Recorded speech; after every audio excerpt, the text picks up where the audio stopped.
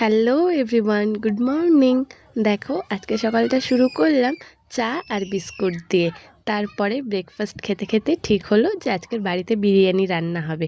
তো কথা যেই কাজ দেয়, তারপরে মা বাজার টাজার করে এনে চাল এদিকে ভিজিয়ে দিয়েছে, এদিকে ডিম আর আলু সেদ্ধ করতে বসিয়েছে, আর এদিকে চিকেনটাকে ম্যারিনেট করে রেখেছে। এর আগের দিনেই তো মাটন খাওয়া হয়েছে রবিবারে, তার জন্য সোমবারে চিকেন বিরিয়ানি আর হবে চিকেন চাপ। তো যাই হোক, তারপরে কথা বলতে বলতে দেখো চিকেন চাপটাও তৈরি হয়ে গেছে, বেশ অনেকটাই তেল দিয়েছে বোধহয়, কিন্তু এক কথায় যে খেতে কি দারুণ ছিল সেটা বলে বোঝানোর বাইরে। আর তারপরে চিকেন বিরিয়ানি, তো বিরিয়ানিটা না মোটামুটি গামলার মধ্যে ছিল, আমি বেশি ঘেঁটে দেখাতে পাচ্ছিলাম না। তো যাই হোক, এরপরে খালি খাওয়া পর্যন্ত অপেক্ষা করা, এই আর কি। তারপরে একটু দেখে দুখে চললাম আমি চান করতে। চান টান করে এসে একটু আয়না দেখে ক্যাত মেরে নিলাম, তারপরে ঠাকুরকে পুজো টুজো দিয়ে খেতে বসে পড়লাম বিরিয়ানি।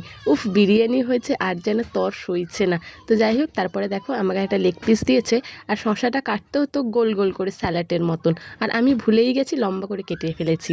তারপরে এক পিস চিকেন চাপও নিয়েছি।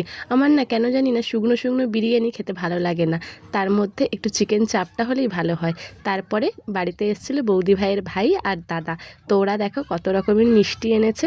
তো যাই হোক, আজকের এখানেই শেষ করলাম, কাল আবার দেখা হবে। টাটা, সবাই ভালো থাকবে।